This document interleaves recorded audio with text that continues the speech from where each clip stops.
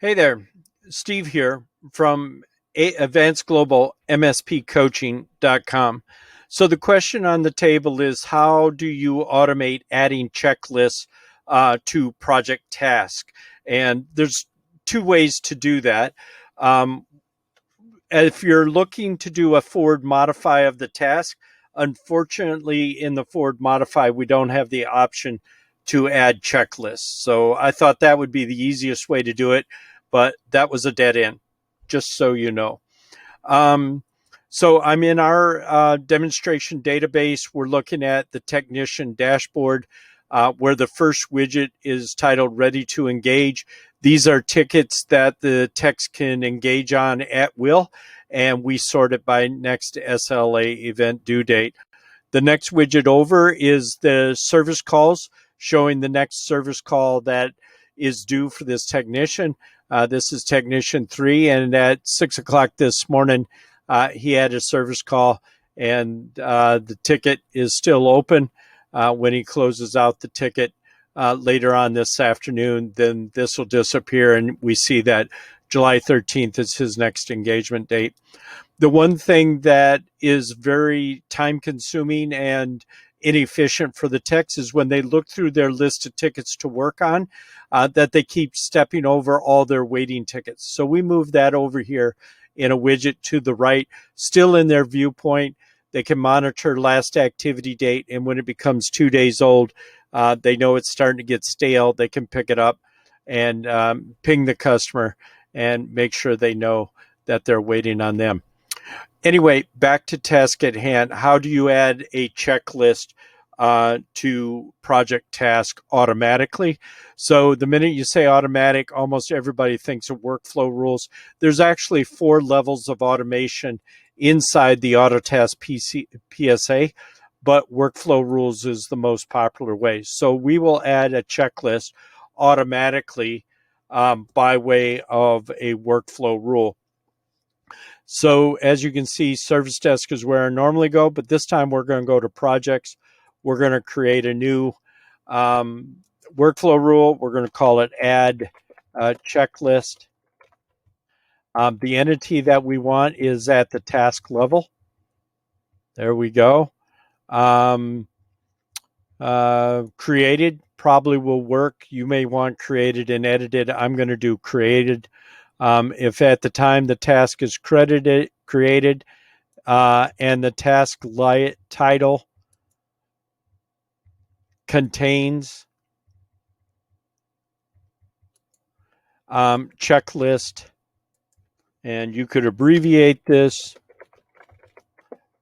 ABC. So if a task is created and the title of it contains checklist and whatever you call the checklist ABC, and so these are exact spelling you'd have to put in the task title. You would say this is a migration using checklist ABC. Those words exactly would have to be in the title, and it has to be capitalized and everything exactly the same. Then what you're going to want to do is come down here. Excuse me, let me move out. Oh, the record button is going to follow me.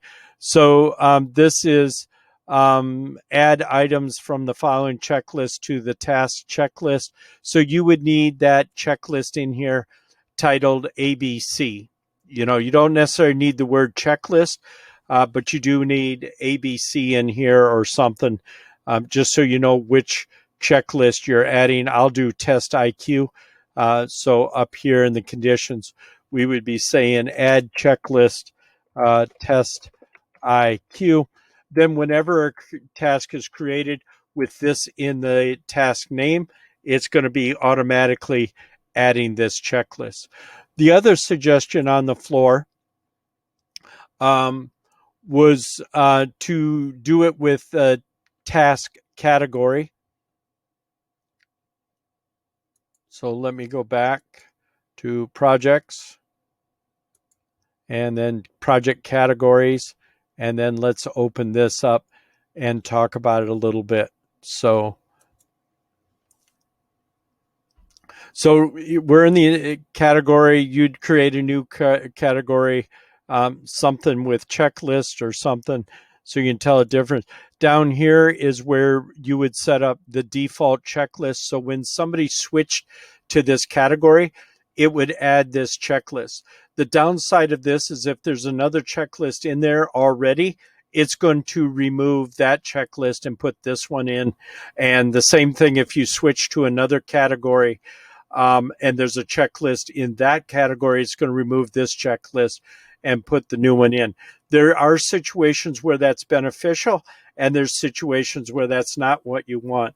Again, the purpose of the task category is to change the view that the tech see or anybody using it, the task sees. So sometimes you want certain fields high in the category, and other times you don't. For instance, and this is a terrible analogy, just stay with me. If we were in the ticket category rather than the task category, the fields that you need for incident remediation are totally different than the fields that you need for moves, adds, and changes, and the insights that you need for service delivery, totally different than the insights you need for projects and project management. So again, the purpose of the category is to change the view for the person that's using it, how they're using it, why they're using it. And so at times, if it's a project task and it's a specific Office 365 task, you would want the Office 365 checklist. And then when it went to something else, a router or wireless access point, you would want that checklist. Then you would need a category for each of those. If there's other view changes you need, I would recommend going that way. If there isn't, if every task should look the same, we're just changing the checklist, then use the workflow rule.